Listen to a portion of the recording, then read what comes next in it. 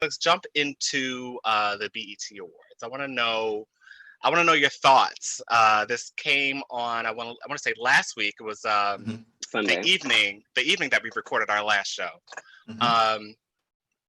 So how do we feel? How do we feel about Amanda Seales? First of all, let's go there, because earlier in the year there was a bit of a drama between her and I guess a couple of her castmates on Insecure. And I came away with the sense that she was, I won't say canceled, but I'll say like put to the side for a little bit by the broader Twitter community.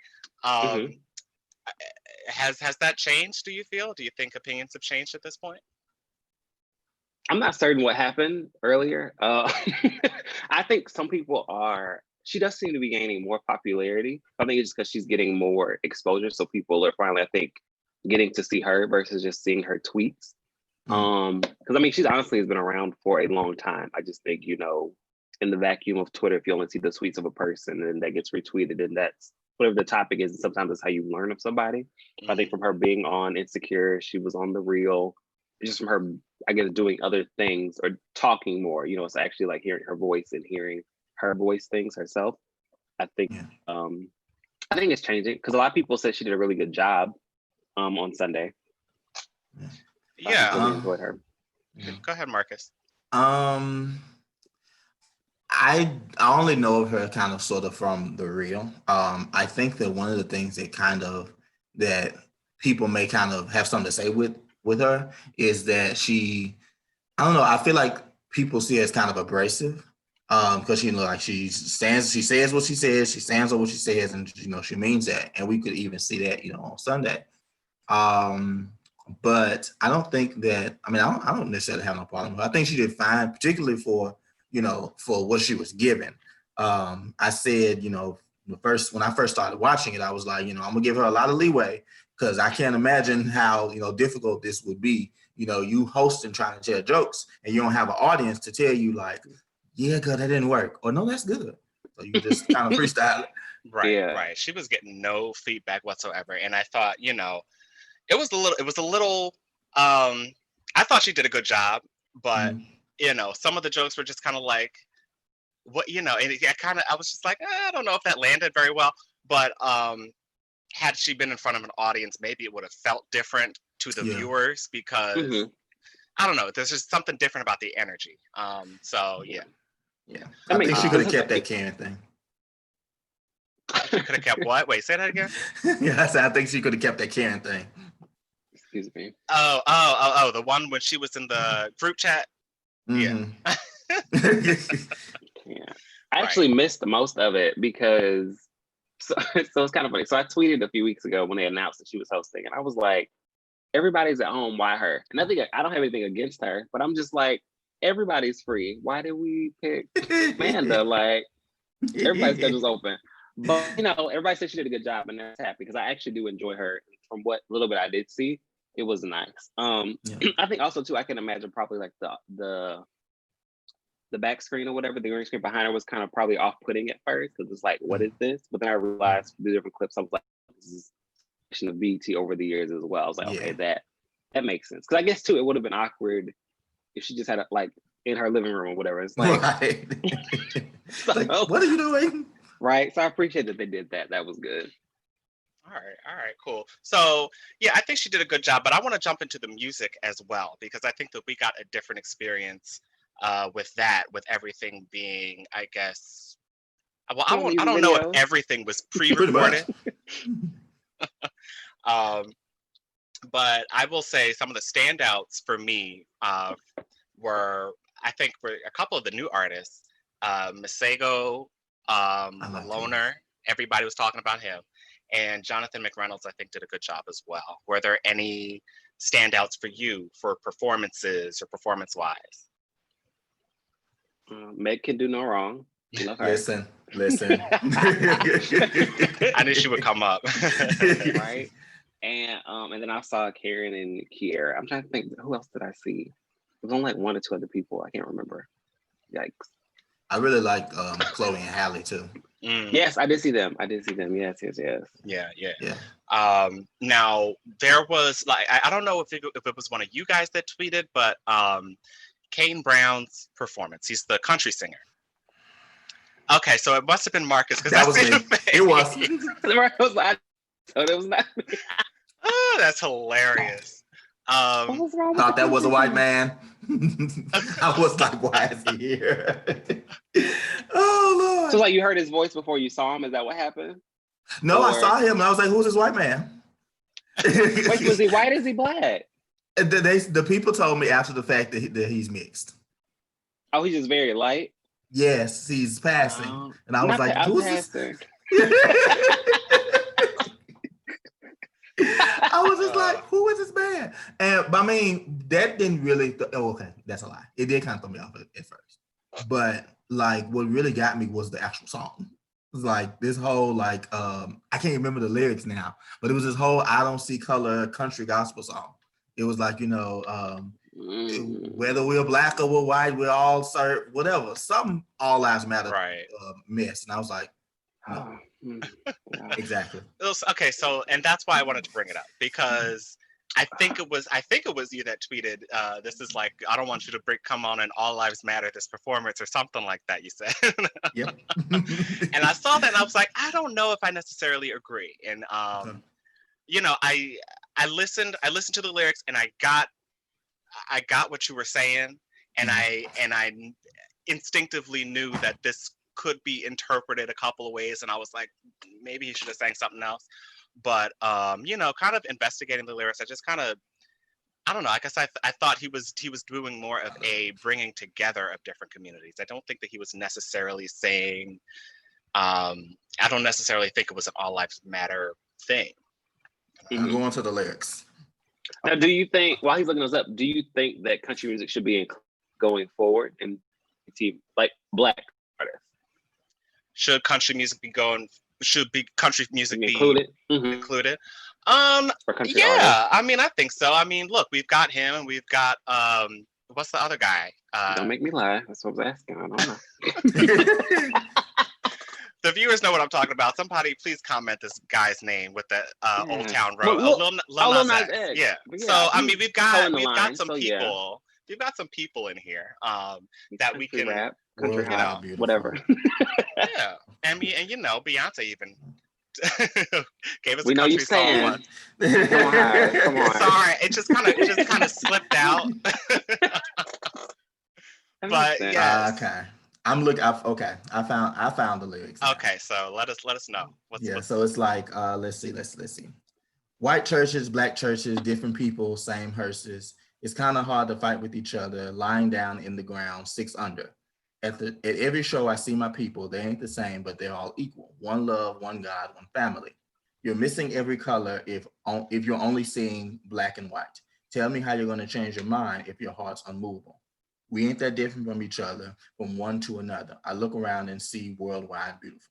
And then it goes into, praising God and so on and so forth. Yeah. It's not it's not a bad message. I just don't know if the BT Awards demographic needed to hear that. Yes. Maybe he could have sung that at the Country Music Awards. Maybe they needed their hearts and minds changed a bit more. Yeah, I could agree with that. Yeah, I mean, I could definitely understand why some people would think, it was like, let's just wash over the actual issue and just talk about bringing everybody together, because that's not super helpful either, but it is helpful, I guess, I don't know. I guess I would think of it as kind of like an old school sentiment, like that's a message that a lot of us heard growing up, I feel, was we're all in this together, and red and yellow, black and white, we're all precious in His sight. Like that, I feel you on that, like, because it is something, that's something that, I mean, it's very, like you said, old school churchy. But I do agree with Brandon. I think that for this audience in this point in time, may not be the best message to try to present. Okay, all right. So one of the other things that I was watching this with my parents.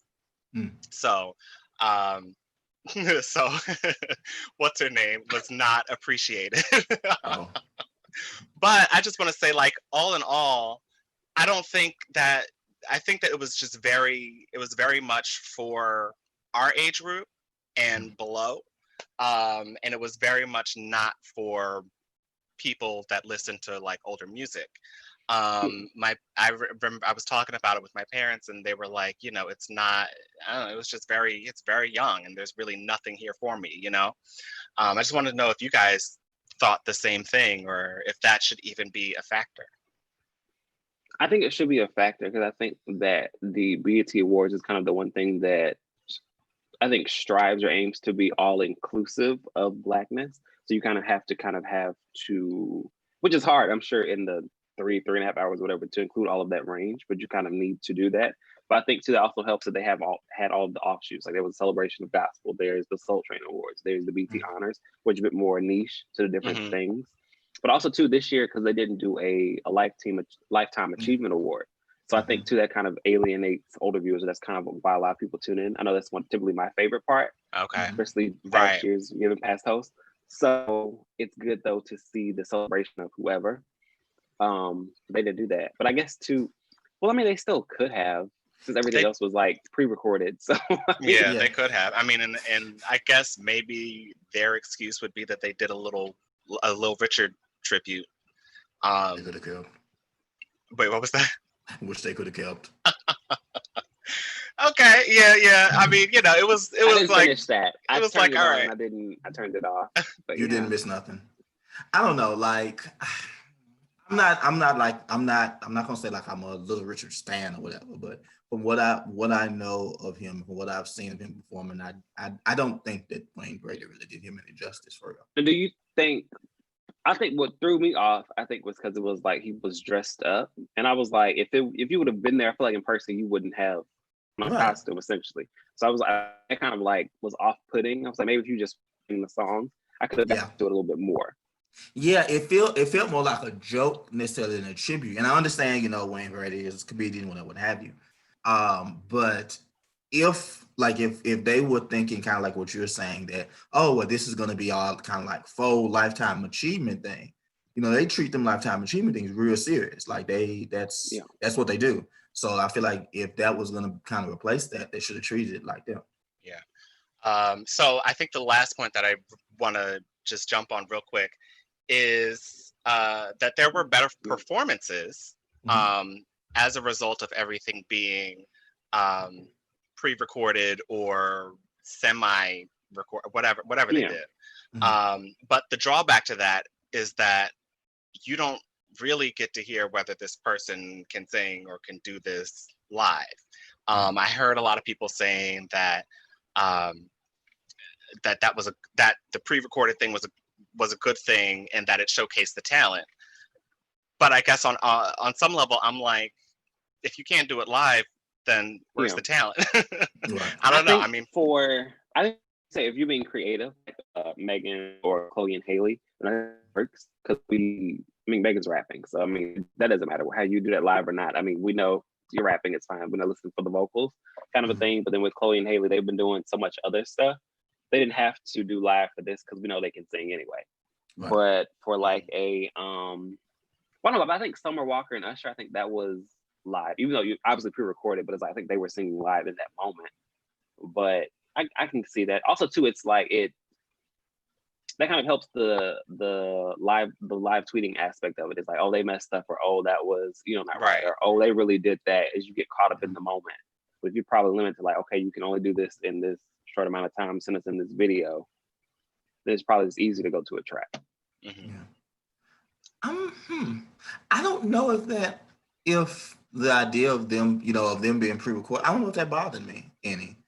And it may just be because the people who I was most excited about, like, Meg, I know Meg can rap. That's nothing new. I know Chloe Haley can sing. That's nothing new.